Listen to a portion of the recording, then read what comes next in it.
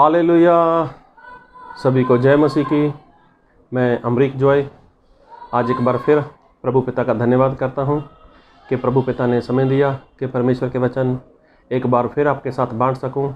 आप मेरे इस चैनल को सब्सक्राइब कर लो, साथ में जो बेल आइकॉन है उसको टच कर लो ताकि आने वाले वीडियो का उसका नोटिफिकेशन, उसकी जानकारी आपको तुरंत मिलने पाए और आप मेरे साथ इस वीडियो के अंत तक बने रहें। तो आज मैं जो आपसे बात करना चाहता हूँ, इस बात को बहुत ध्यान से सुनना। मैं बात करना चाहता हूँ प्रभु यीशु मसीह के बारे में। वो प्रभु यीशु मसीह जिन्होंने आकाश बनाया, जिन्होंने पृथ्वी बनाई और जिन्होंने सब कुछ बनाया है। तो अगर हम बाइबल से पढ़ते हैं तो परमेश्वर ने एक बार नहीं, दो बार नहीं, कई बार परमेश्वर ने बोला कि मैं इज़राइल का परमेश्वर हूँ, मैं इज़राइल का परमेश्वर हूँ। तो प्रभु यीशु मसीह मतलब परमेश्वर, उन्होंने कभी ऐसा नहीं बोला कि मैं अन्य जातियों का भी परमेश्वर हूँ, लेकिन परमेश्वर ने ऐसा बोला कि मैं इज़राइल का परमेश्वर हूँ।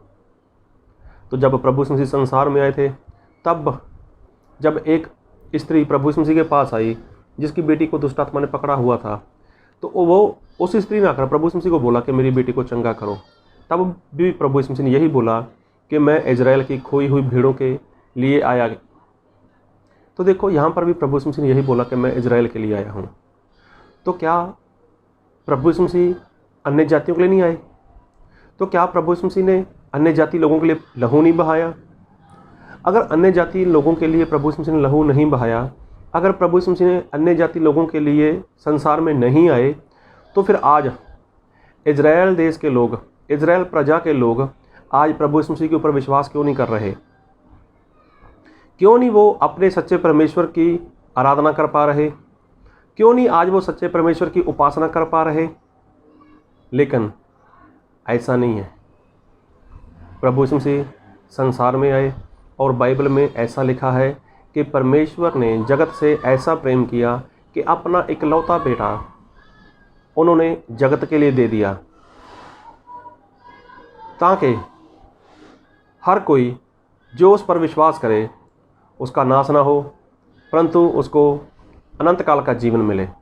तो जगत के लिए वहाँ पर लिखा है। और परमेश्वर ने प्रेम किसको किया? जगत को किया। और प्रभु यीशु मसीह को किसके लिए दे दिया? पूरे जगत के लिए दे दिया। तो जगत मतलब पूरा संसार, तो सभी से प्रेम परमेश्वर करते हैं। तो प्रभु यीशु मसीह ने प्राण किसके लिए दिया? जान किसके लिए दी? जगत के लिए दे दी, संसार के लिए दे दी। फिर हम अगर ऐसा पढ़ते हैं बार बार कि मैं इज़राइल का परमेश्वर हूँ, मैं इज़राइल का परमेश्वर हूँ, मैं याकूब का परमेश्वर हूँ, मैं इसहाक का परमेश्वर हूँ, मैं अब्राहम का परमेश्वर हूँ, तो फिर परमेश्वर ऐसा क्यों बोलते हैं? बात को बहुत ध्यान से सुनना।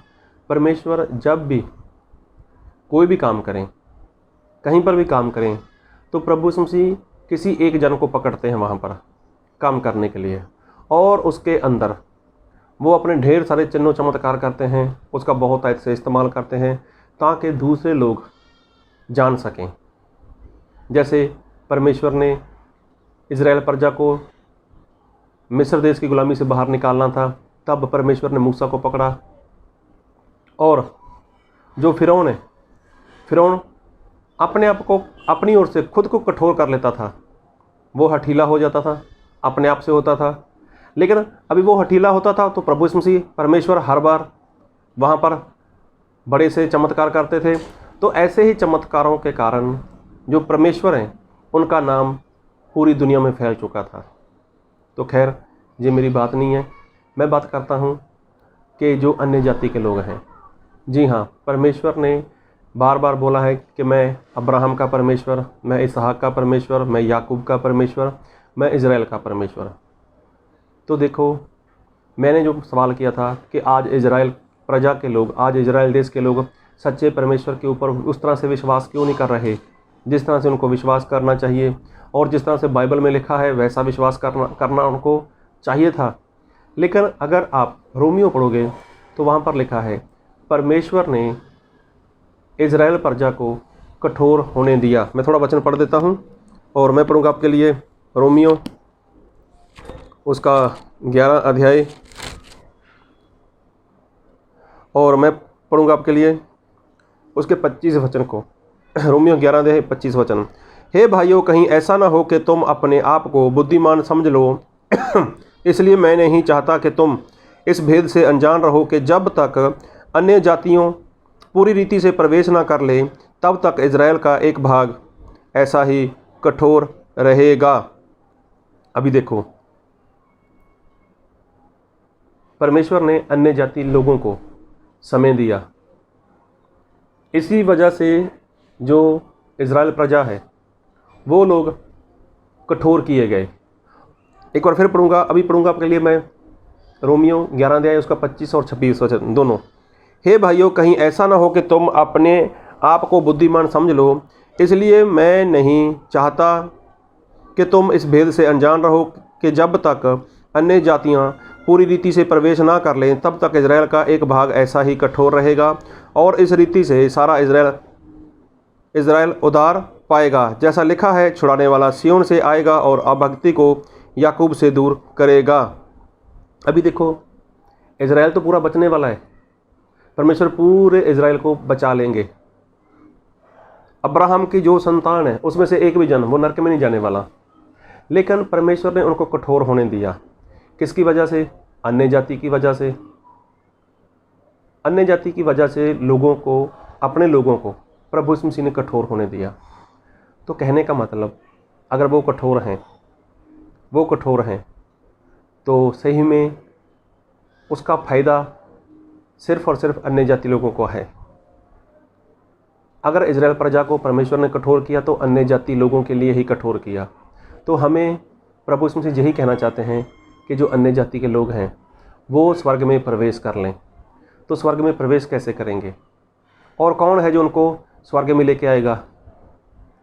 सही में जो उनको स्वर्ग में लेकर आएगा उसी का उद्धार होगा, और जो उसको स्वर्ग में लेकर आएगा वही बचाया जाएगा। कैसे? मैं एक वचन पढ़ूंगा आपके लिए, और मैं पढ़ूंगा आपके लिए मत्ती उसका 25 अध्याय उसके 34 वचन। तब राजा अपनी दाहिनी ओर वालों से कहेगा, हे मेरे पिता के धन्य लोगों, आओ उस राज्य के अधिकारी हो जाओ जो जगत के आदि से तुम्हारे लिए तैयार किया गया है। क्योंकि देखो, यहाँ पर लिखा है कि हे मेरे पिता के धन्य लोगों, आओ जो राज्य जगत की आदि से तुम्हारे लिए तैयार किया गया है उसके क्या हो? अधिकारी हो जाओ, उसके वारिस हो जाओ। ऐसा प्रभु यीशु मसीह खुद बोलते हैं। और मैं पढ़ूंगा आपके लिए जो आगे बात प्रभु यीशु मसीह ने बोली, और वो बोली है 35-36 वचन में पढ़ूंगा। क्योंकि मैं भूखा था और तुमने मुझे खाने को दिया, मैं प्यासा था और तुमने मुझे पानी पिलाया, मैं परदेसी था और तुमने मुझे अपने घर में ठहराया, मैं नंगा था और तुमने मुझे कपड़े पहनाए, मैं बीमार था और तुमने मेरी सुधि ली, मैं बंदी गृह में था और तुम मुझसे मिलने आए। तो एक वचन और पढ़ूंगा यहाँ पर, 35 वचन। क्योंकि मैं भूखा था और तुमने मुझे खाने को दिया, मैं प्यासा था और तुमने मुझे पानी पिलाया, मैं परदेसी था और तुमने मुझे अपने घर में ठहराया। तो देखो, प्रभु यीशु मसीह क्या बोलते हैं? मैं परदेसी था। परदेसी मतलब जिसका किसी के साथ कोई संबंध नहीं है, उसके लिए प्रभु यीशु मसीह ने बोला कि मैं परदेसी था, तुमने मुझे अपने घर में ठहराया। अभी ये वचन कहना क्या चाहता है? और जो ऐसा काम करता है, जो परदेसी को अपने घर में जगह देता है, उसके लिए प्रभु यीशु मसीह ने बोला कि ये ऐसे इंसान मेरे स्वर्ग के वारिस होंगे, ऐसे लोग मेरे स्वर्ग के अधिकारी होंगे। कौन? जो परदेसी को अपने घर में जगह देता है। तो देखो, हमने बाइबल से देखा कि बाइबल में ऐसा लिखा है, प्रभु यीशु मसीह बोलते हैं, मैं इज़राइल का परमेश्वर, मैं अब्राहम का परमेश्वर, मैं इसहाक का परमेश्वर, मैं याकूब का परमेश्वर। तो क्या परमेश्वर का वचन सभी के लिए नहीं है? क्या परमेश्वर की आज्ञाएं वो सभी के लिए नहीं है? जो परमेश्वर ने आज्ञा दी, जो परमेश्वर ने बाइबल दिया, क्या सभी के लिए नहीं है? क्या इज़राइल के लिए और वचन है? और जो अन्य जाति के लोग हैं, क्या उनके लिए कोई और वचन है? ऐसा नहीं है। हम बाइबल से देखेंगे। और मैं एक वचन पढ़ूंगा आपके लिए, निर्गमन कूच उसका 12 अध्याय उसका 49 49 वचन। उसकी व्यवस्था देशी और तुम्हारे बीच में रहने वाले परदेसी दोनों के लिए एक ही हो। देखो,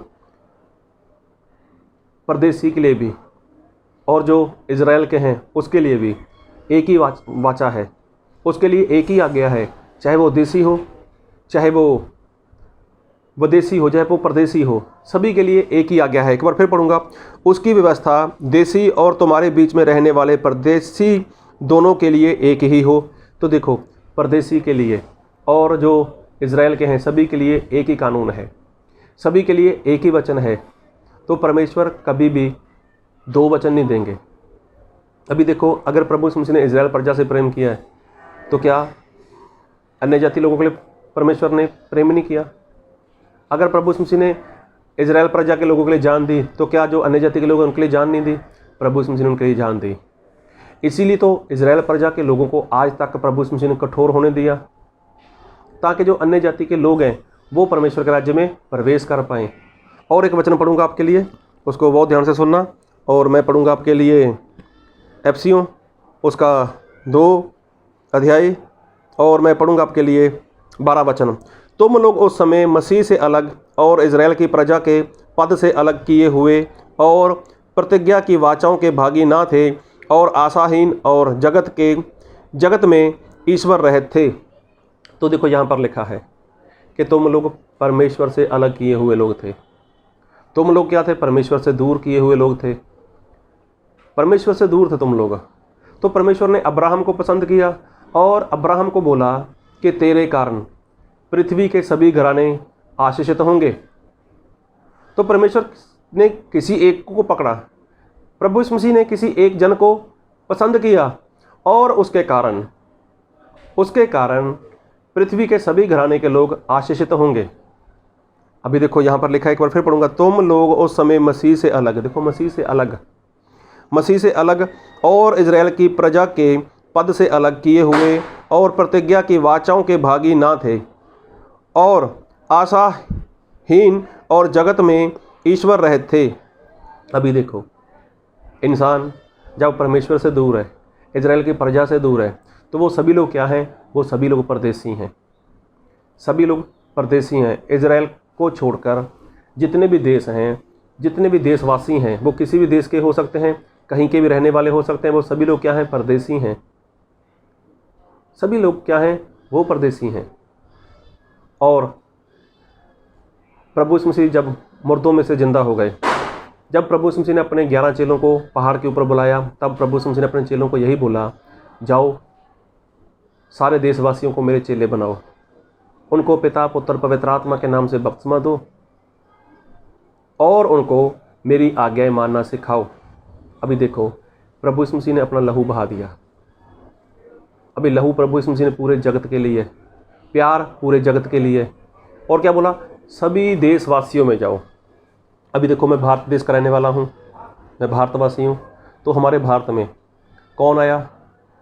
प्रभु यीशु मसीह का चेला थोमा आया। उसने आकर हम परदेसी लोगों को क्या किया? परमेश्वर के वचन बताए। और बरसों पहले जब वो इंडिया में आए थे, जब वो भारत देश में आए थे, तो आकर उन्होंने परमेश्वर के वचन लोगों को बताए।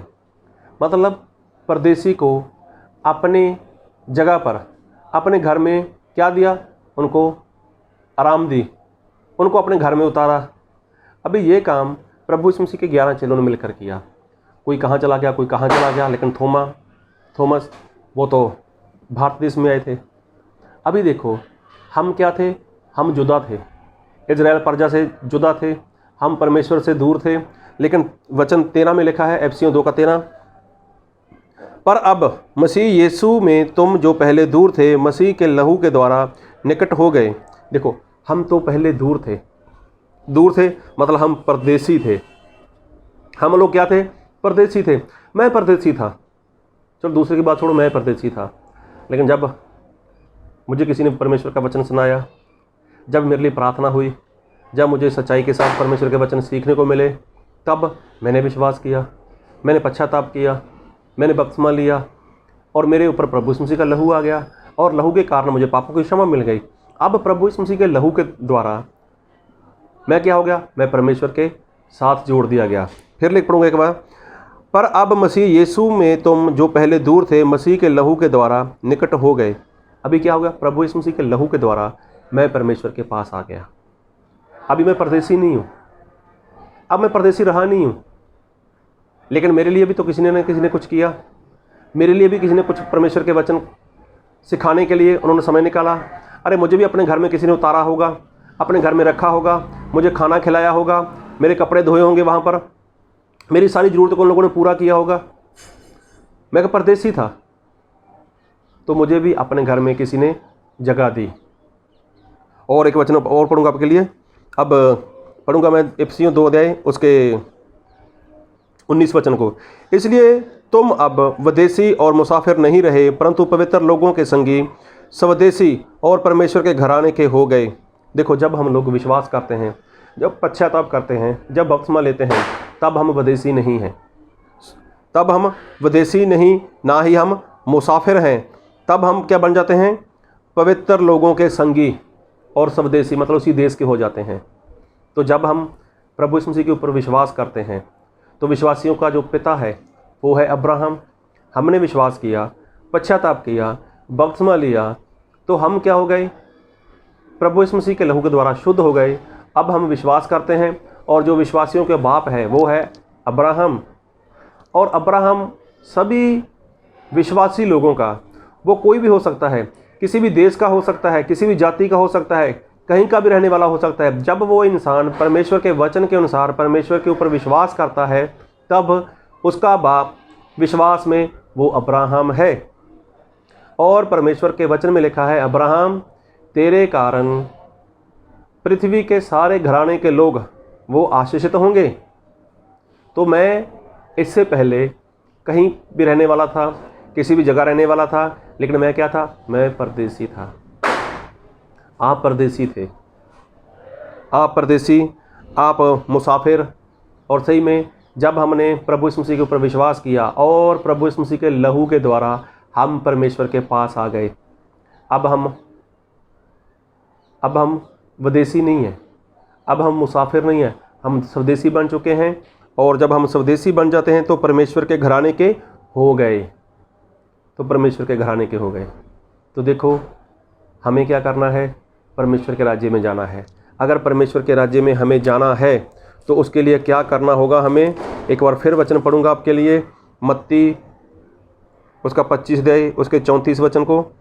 तब राजा अपनी दाहिनी ओर वालों से कहेगा, हे मेरे पिता के धन्य लोगों, आओ उस राज्य के अधिकारी हो जाओ जो जगत के आदि से तुम्हारे लिए तैयार किया गया है। देखो, उस राज्य के अधिकारी हो जाओ जो जगत के आदि से, मतलब जगत की शुरुआत होने से पहले तुम्हारे लिए जो राज्य तैयार किया गया है उसके अधिकारी हो जाओ, उसके वारिस हो जाओ।